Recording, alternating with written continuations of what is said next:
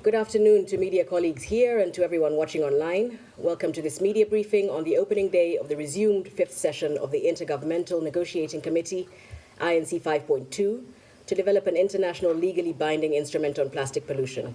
My name is Keisha Rukikaire, Head of News and Media for UNEP. I'll be moderating this short briefing. So this afternoon we'll hear some remarks from our panel, who will then take a few questions.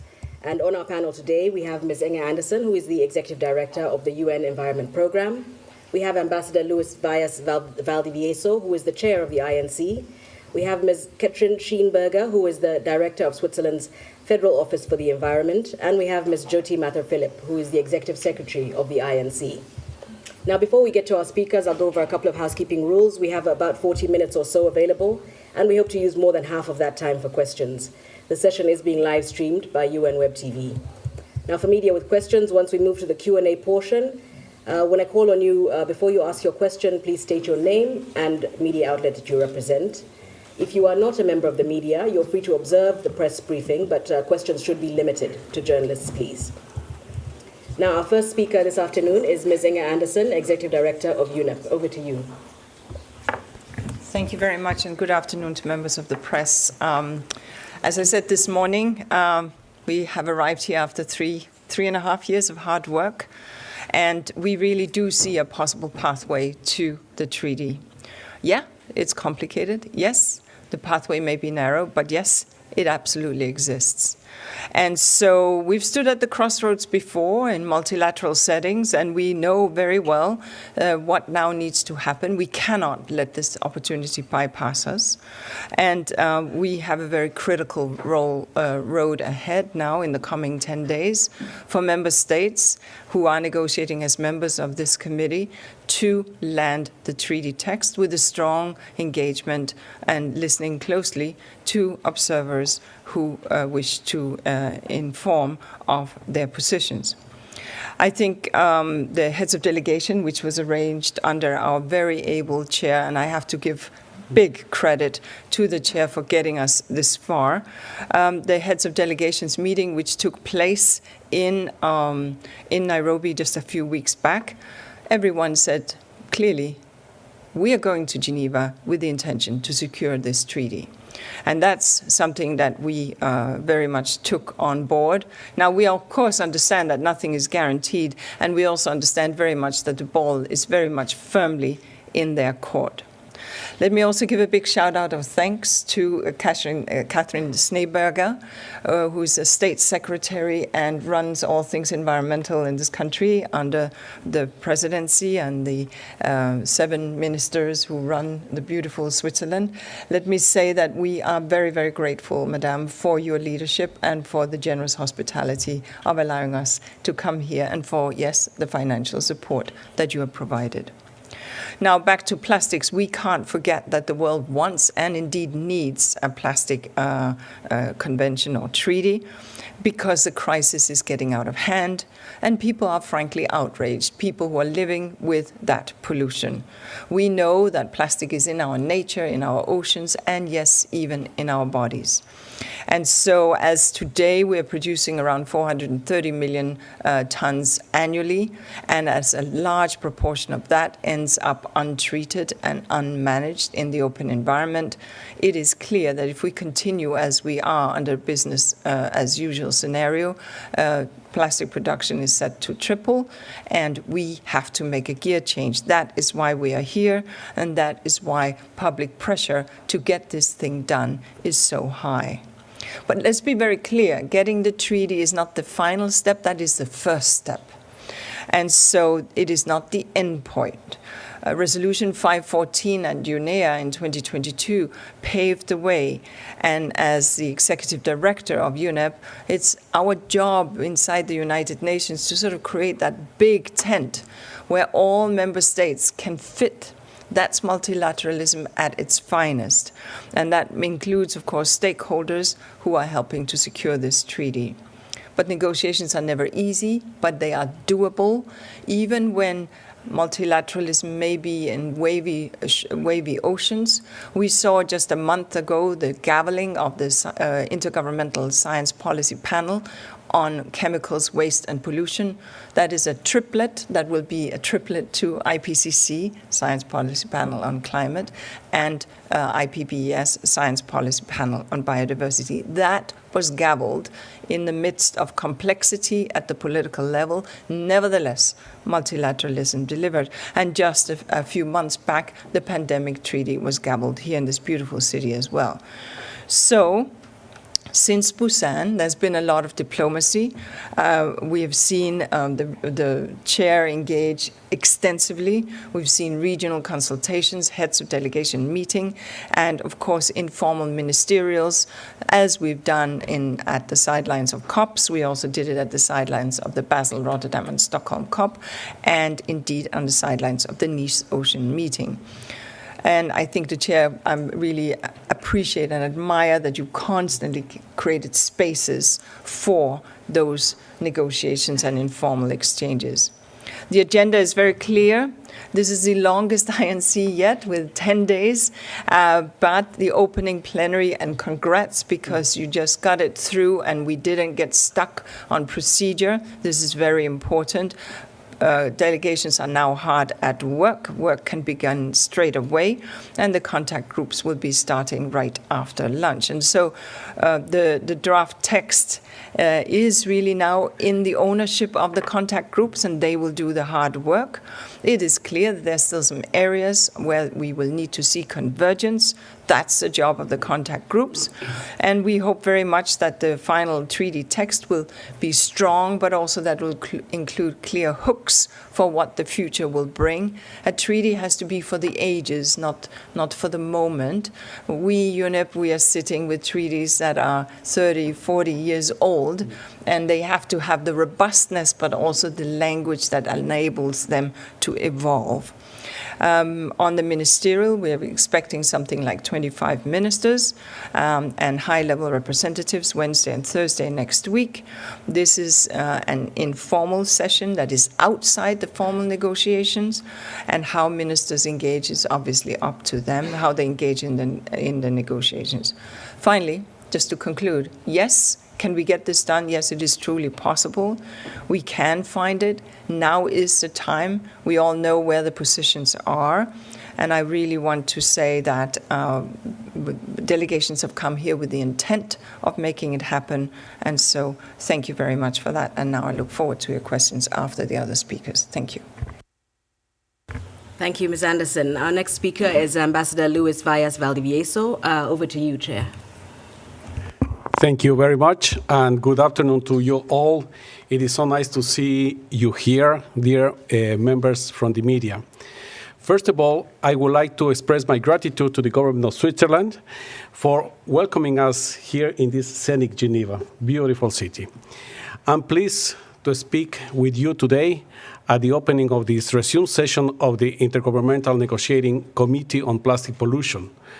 Allow me to begin by sincerely thanking you all, that we know that there are more than 300 members of media from over 200 outlets who are here in INC 5.2. So thank you very much for that big presence of you here in INC 5.2. Your ongoing presence and coverage truly make a difference. You are not just documenting the historic process, but you are also bridging between these negotiation rooms and a world that closely follows our work, filled with high hopes and great expectations. As negotiations have advanced, the awareness of this process has grown significantly. That should not surprise us. The goal we are working toward, the creation of a legally binding international instrument on plastic pollution, is one of the most urgent environmental priorities of our time. As such, it has attracted increasing attention from the public, not to mention from policymakers, scientists, communities, youth, and civil society organizations worldwide. We are here today to fulfill an international mandate. August 14 is not just a deadline for our work. It is a date by which we must deliver. The world depends on us to finalize an agreement that is effective and inclusive, one that sets clear and credible rules to end plastic pollution and what that can enable over time rooted in science and fairness. This resume session provides a unique and a historic opportunity for the international community to bridge differences and find common grounds. It is not just a test of our diplomacy, it is a test of our collective responsibility to protect the environment, safeguard human health, enable sustainable economies, and stand in solidarity with those most affected by this crisis. I sincerely thank Member States for their support of, our organizational work, which has been carefully planned to meet the needs of the process at this critical stage. I'm especially pleased that the opening plenary this morning finished in a very constructive spirit, enabling negotiations to begin without delay. This sense of urgency and responsibility is exactly what this moment requires. We now have a clear path ahead, and we must walk it together with determination, professionalism, and mutual respect. I firmly believe that with the continued support and cooperation from all delegations, the committee can complete its work by the end of the resume session here in Geneva. And let us be clear, the success of these sessions will be a success not just of governments, but of the entire global community. As you know, we are not beginning from zero. We are building on 5 sessions of hard work, engagement, and convergence. The chair's text and the structured approach to the negotiations provide us with the essential tools to move steadily forward, generating the broadest possible alignment. Now, it is up to all of us, especially the member states whose delegations are involved in these negotiations, to turn these tools into concrete results. Distinguished members of the press, thank you again for joining us in this journey. Your role is essential. You promote transparency and share knowledge about the process, helping to keep the world informed and engaged. As we approach this opportunity, I trust that governments are currently recognizing not only the urgency, but also the unique opportunity that negotiating an international legally binding instrument in Geneva represents, an effective agreement that shapes history through collective actions and measurable results. Thank you very much. Thank you, Excellency. And next, from our gracious host country, Ms. Katrin Schneeberger, Director of the Swiss Federal Office for the Environment. Over to you. Dear media representatives, it is a great pleasure for Switzerland to host these pivotal negotiations aimed at finalizing a treaty to end plastic pollution. Today, we stand at a critical crossroads. Plastic waste is choking our lakes, harming wildlife, and threatening human health. This is more than just an environmental issue. It is a global challenge that demands urgent and collective action. Reaching a global agreement to end plastic pollution is essential. Over the coming days, we have an opportunity to make a real difference. By negotiating an effective plastics treaty and identifying comprehensive solutions and measures that address the full life cycle of plastic. We are aware that much work lies ahead. At the same time, we see a strong political will to find common ground. Let me also clarify an important point. Contrary to some media reports, this is no call for a production cap. Clarifying this in informal meetings was an important message to producing countries. Reaching a shared understanding that measures are needed on both the production and consumption sides can help unlock the negotiations.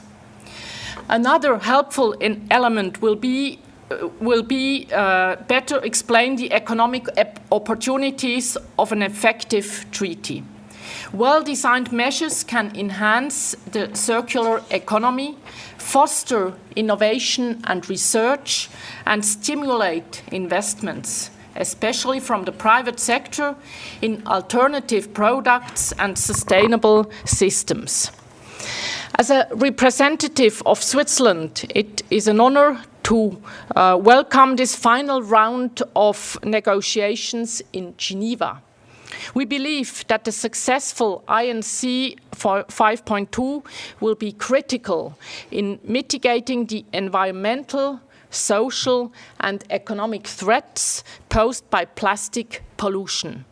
It will also send a strong signal in support of multilateralism.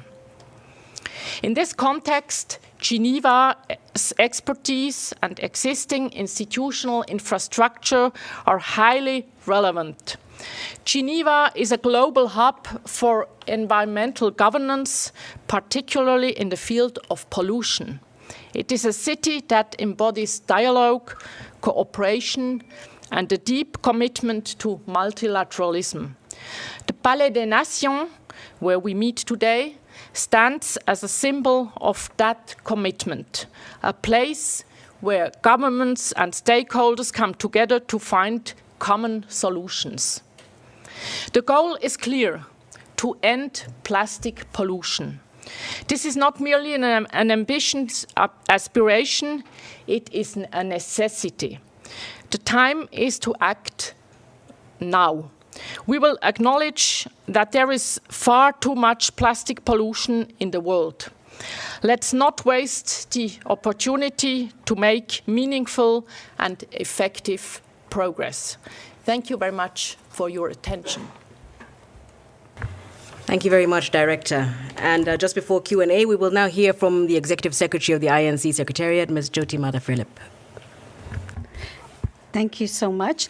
And if you allow me, all courtesies observed, to give you more time for Q&A, I just want to give you some logistical updates and some background on how you can follow the meeting. So this is our largest session yet. We have 3,700 participants registered and able to participate in this session. We have more than 1,800 participants that have from member states that have already joined us here in person. We have 184 member states that have registered to attend, and over 619 observer organizations. The live daily schedule is available on the INC website, and this also includes when plenary sessions will take place. This is also available through a mobile app, which is called the Plastics Pollution Negotiations app, if you want to download that. This session will also include a legal drafting group who will work to refine the text legally before it's adopted on 14th, hopefully on 14th of August.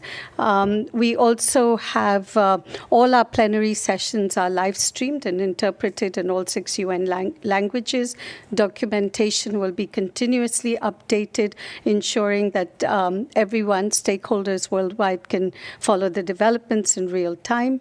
And I think that's all I can add right now. Thank you. Thank you so much, Madam Executive Secretary. So we'll move to the Q&A session now. Please raise your hand and ask your question. Don't forget to state your name and outlet. We'll go here first. Laurent Siro, Swiss News Agency. Thanks for that press conference. Question for Inger Andersen and Katrin Schneeberger, because you both stressed on that full life cycle, which is the target. And you mentioned, Madame, that the gap since Busan has been reduced with the producing countries. There won't be any production cap. But how do you see that last mile that still has to be run towards these producing countries and the bunch of countries which were opposing the treaty in Busan? Thank you. Yeah, Ms. Andersen, you'd like to start?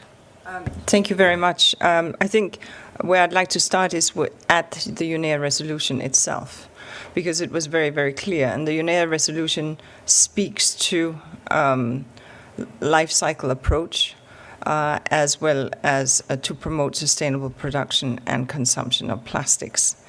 And therein lies, and then it says, through, amongst other things, product design, environmentally sound waste management, including resource efficiency and circular economy approaches. I'm sure that you've read this and are well aware. The magic lies within these words. And it is for member states to look at those words and look at, therefore, what does national circumstances and capability look like, because that's also in the treaty text. What is life cycle approach? Certainly the intent is very much from beginning to end of the life cycle and not part of it. And certainly sustainable production and consumption of plastics. Therein lies the issues, and I think it would be and that's exactly what is going on. Is it contact group 1, I believe, at any rate, one of the contact groups that looking at that. There are still clear views on this from a number of member states, but there's also an understanding that if we take the issue of sustainable consumption and production of plastics into the definitionals, and therefore how we will measure, monitor, and implement this, that is where the magic key lies, and that is what is in negotiations right now. I think on the issue of life cycle approach, I think, again, there's a broader understanding what that means. It means that from the beginning to the end, but different approaches by different member states. As you may know, I live in Kenya, and Kenya doesn't have high-end recycling as an example, and so would not be able to do, for example, what is being done in Switzerland as easily as. And so one would have to take that life cycle approach somewhat differently. Some will have to deal with reduction, others will have to deal with mechanical recycling, and others will deal with alternatives. Let's see how we can get to this through the negotiations. I think there's a lot of good faith in the working group right now, in the contact group, and I'm confident that they will reach there. Ms. Schneeberger? Well, thank you, Inger. I mean, you have mentioned it correctly. I guess to find a solution in the negotiations, it was really important to clarify that point, as I've mentioned before, that we are not talking about a production cap in order to limit the production, but that we understand that it's the full life cycle from the production to the consumption, and in this sense it's not neither production or consumption, but it's both. Both has to go hands in hands. Thanks. Thank you very much. Steve Tolokan from Plastics News.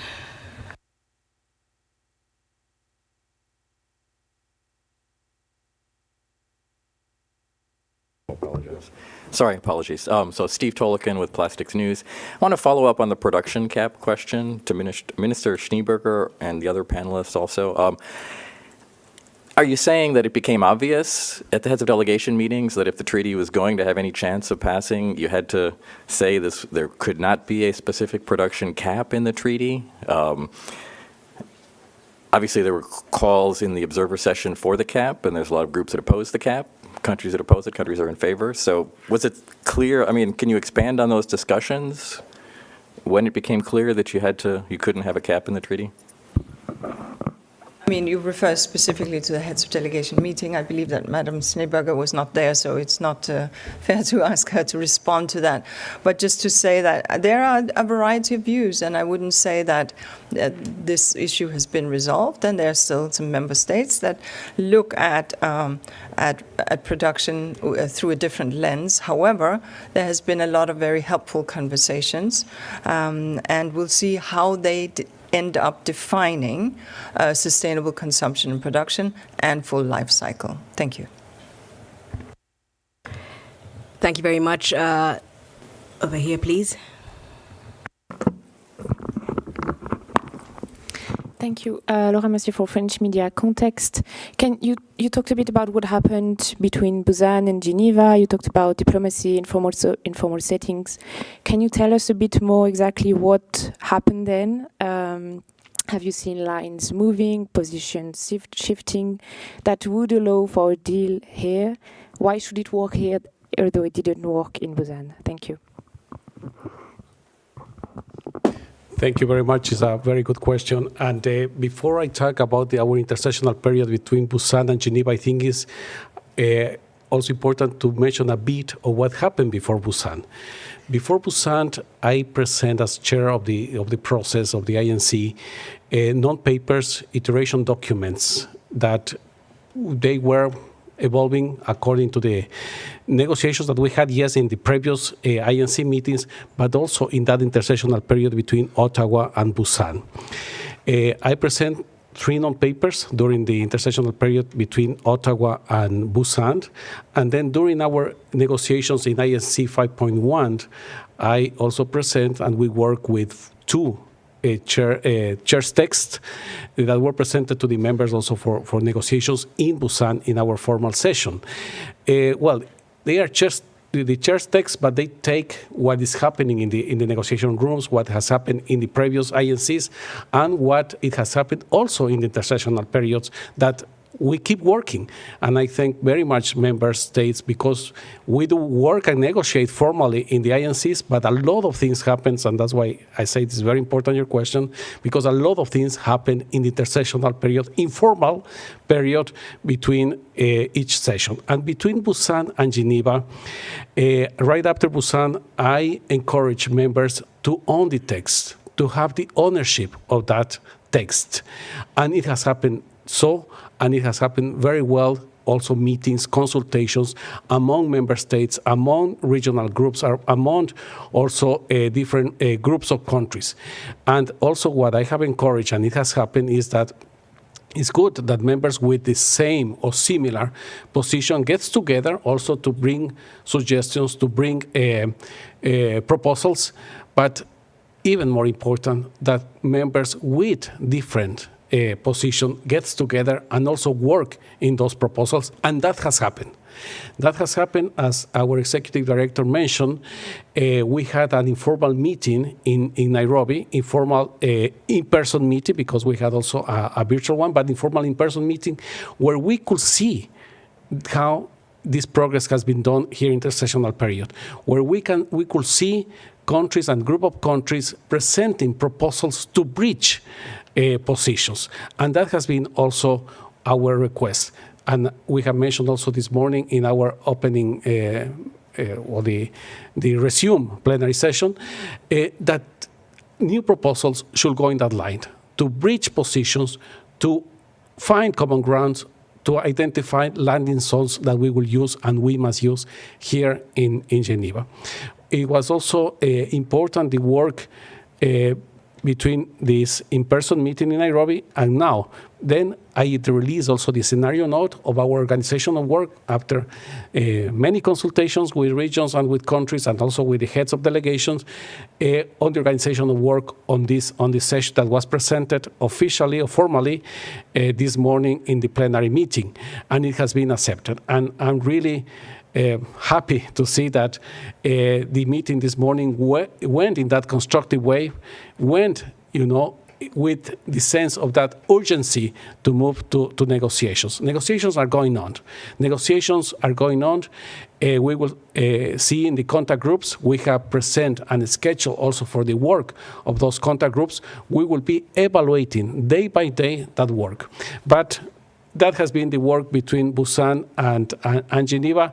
A lot of work, a lot of pressure too, that good pressure to bring those proposals. Now we have to deal here in Geneva formally with those proposals, formally also with that negotiation that I can see it's going in this constructive spirit that will help us to get a successful INC 5.2. Thank you. Thank you, Chair. Over there in the back in the white shirt, Bernard, yeah.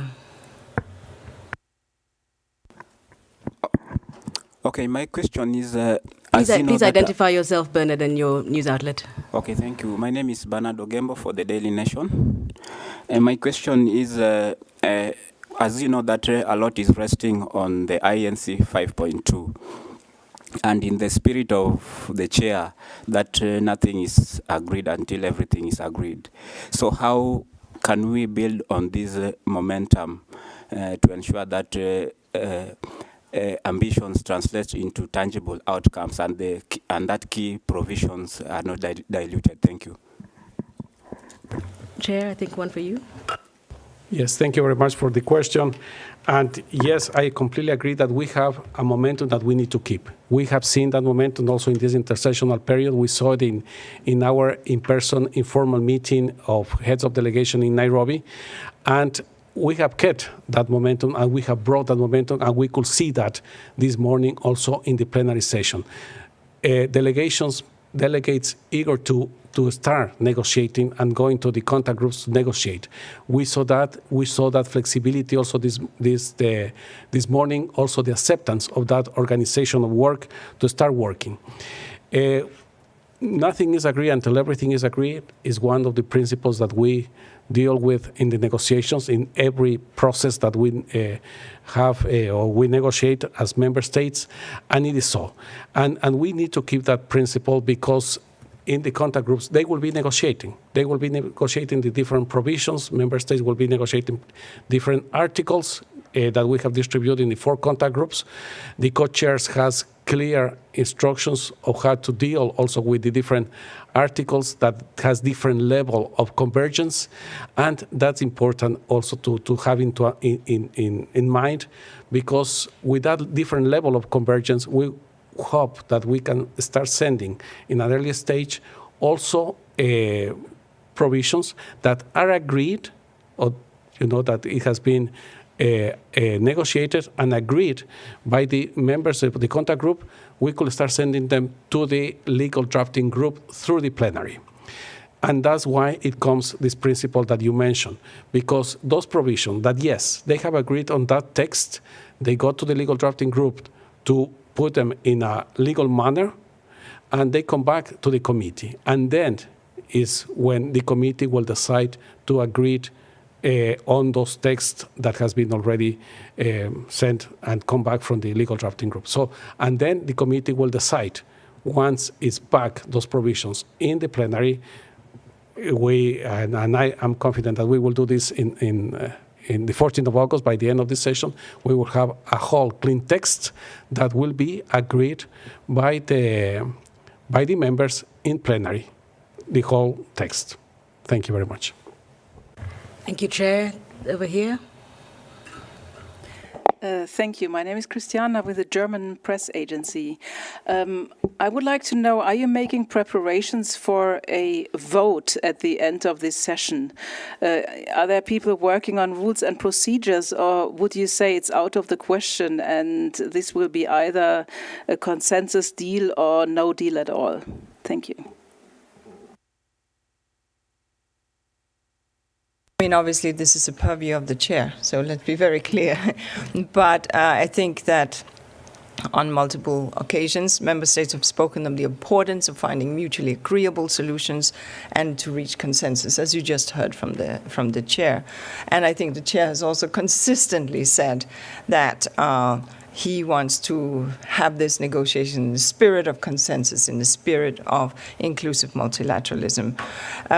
Now, the draft rules of procedure, as we heard the chair mentioning this morning, continue to be provisionally applicable. And this is a member state-driven process, and member states are participating here as members in these negotiations. So ultimately, member states, and therefore the members in the process, will determine how they will deliver on the mandate. But I think the chair has been very, very clear, and I'll hand it over to him to again emphasize his pathway. No. Thank you for the question, but it's not too much to add after our executive director has explained. We have worked in this constructive spirit in the previous INCs. In INC 4, in Ottawa, when we start actually with the negotiations in the contact groups, negotiating text, we could see that spirit too. And we deal with that in Ottawa too. In Busan, the same. And I have been saying, and I will say it again, this constructive spirit, cooperative spirit among members, it has been there, and I can see very clear here to take decisions by consensus. That will also strengthen this agreement, make it an international one like our mandate is to work with it. So I see that, and I can see that we can keep working in the same manner here in Geneva. Thank you. Thank you. Gentleman over here. Thank you for the opportunity. This is Irfan Sadozai from Dawn News, Pakistan. It's just a concern that our almost entire, our economy relies on plastic, like, from children toys to polythene bags and everything. So if this treaty is, done, so how these countries like Pakistan and South Asian countries would tackle to those who are doing this? They would be badly affected. Thank you very much. Of course, they're also badly affected today by the plastic in the open environment. I had the privilege, but also the heavy duty of visiting Pakistan right after the floods, these dreadful, dreadful, unbelievably catastrophic floods. And debris and plastic was a big part of the problem. And so this is why we're here, to find a solution while not leaving anyone behind and while ensuring that the economic wheels will keep turning, maybe on newer, different solutions. But certainly what is sure is that no one wants to live with the plastic pollution. No one wants it in the soils, in the drinking water, or let alone in our oceans and in our bodies. So finding a solution, that's what all member states have come together on, while recognizing that this will impact, yes, environment, economy, but also people at large. That's why these negotiations are happening. That's why it's complex. But that's also why a country like Pakistan is participating in good faith in these negotiations, trying to be part of the solution. That's the best I can say. Thank you. John Heilprin, Arret News. I'm wondering, following up on the... Just repeat the news outlet, John. Arret. Okay, thank you.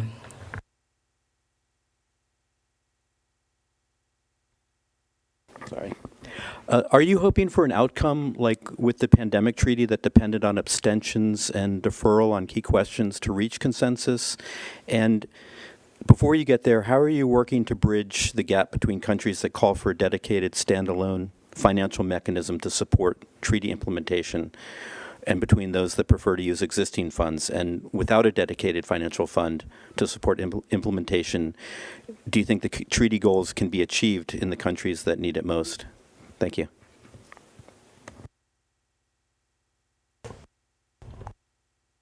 Thank you very much. A very important question too. Well, what I'm expecting is an effective treaty, effective treaty that will fulfill and will deliver on the mandate of Resolution 514. That we are working for that. We are negotiating to deliver on that mandate and to have this effective treaty that will give us credible rules to combat and to end plastic pollution. A treaty that will be alive on time too. A treaty that will be effective now, well, once that enters into force, and also in the decades to come, in the years to come.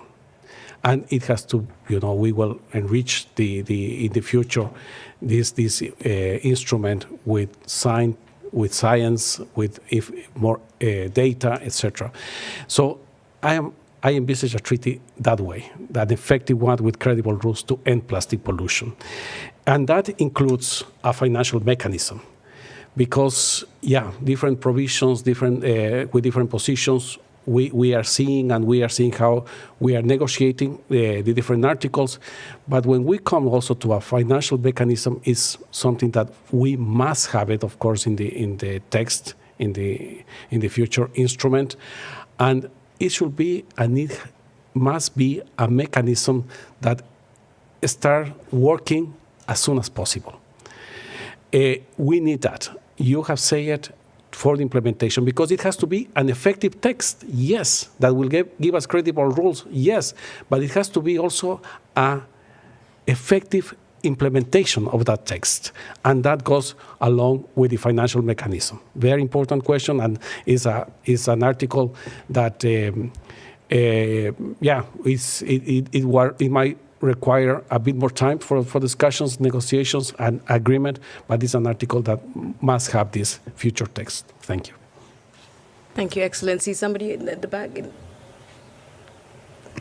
Thank you. Jérémy Lange for the French Public Radio.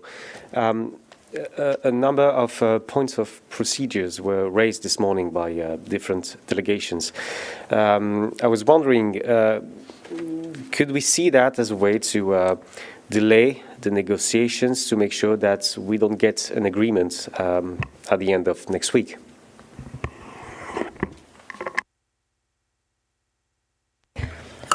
I thought that very few procedural issues was raised. It was essentially one, can we shuffle the cards on the contact group because it would be more convenient for smaller delegations? And then there was a little bit of a discussion, well, this delegation is not entirely prepared for the, okay, but we're willing to yield that delegation. Okay, yes, but we will yield, we'll just consider for 2 minutes. It was exceptionally light and very well handled. Now, in the beginning, in the earlier sessions of the INC, there was a lot of procedural issues on the table because member states were not exactly clear what would be the process and the rules of the game and so on. But I thought that this was exceptionally light on procedural issues. Could we see that? I don't have a crystal ball, but I think that everybody has come here with the intention to actually get down into the contact groups and to negotiate the treaty. I don't know if you would agree, Chair. I completely agree with you.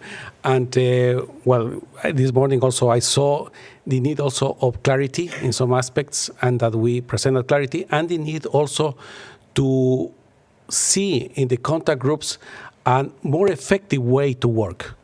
When we were talking about Article 1 and 3 working in parallel, I could see that more than a procedural matter, that a better way to work and be more effective and efficient in our negotiations. And that's what we have done.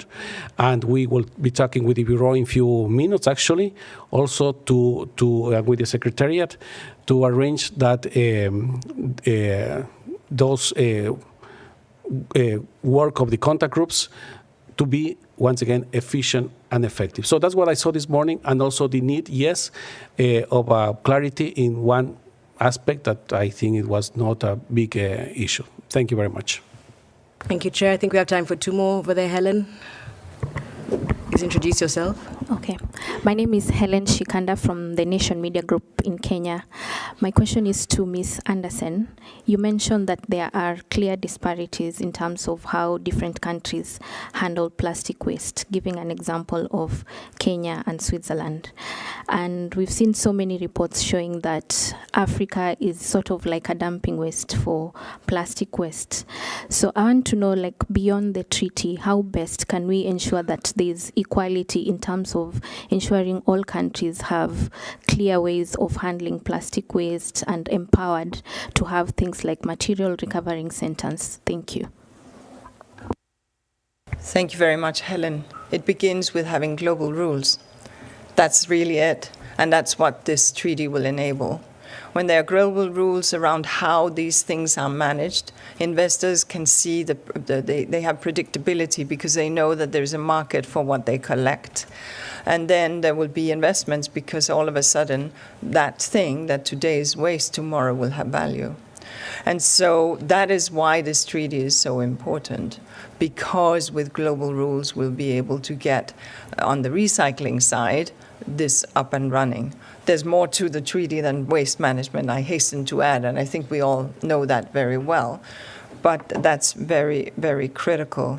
I will say, though, on your statement that Africa is a dumping ground, very important that the Basel Convention in the plastic annex that was agreed by the COP in January 2022, I want to say, but please will verify, because the Basel Convention deals with illegal transboundary waste across borders, and a number of plastics were actually classified as such and cannot be transported across borders, and therefore dumping cannot be done of those particular plastics that are mentioned.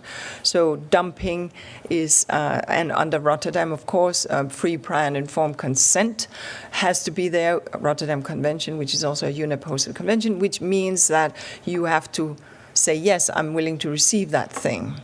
So the opportunity to just dump has shrunk, and much of the plastic we are seeing today in any nation's waste is waste from that nation. But that's not always, because there is indeed trade, but I just wanted to make that point. But let's get the treaty done with the global rules that should drive investments in infrastructure for waste management. Thank you. Thank you very much. So unfortunately, it has to be a hard stop. A couple of our panelists have meetings at 2 p.m., so we'll have to end there. Thank you so much to our panelists and to the media for this lively discussion. We'll inform you of the next official press briefings to take place, and we remain available for questions in the meantime. Thank you very much, everyone.